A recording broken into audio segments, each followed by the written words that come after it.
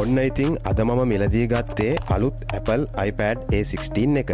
මේ වීඩියෝ එකෙන් බලමු බොක්ස් එක ඇතුලේ මොනවද තියෙන්නේ කියලා සහ මගේ පළමු අත්දැකීම. මුලින්ම බොක්ස් එක ඕපන් කරමු. Apple design එක හැමදාමත් වගේ ප්‍රීමියම් ෆීල් එකක් දෙනවා. ඇතුලේ iPad එක, charging cable එක සහ document ටික ලැබෙනවා.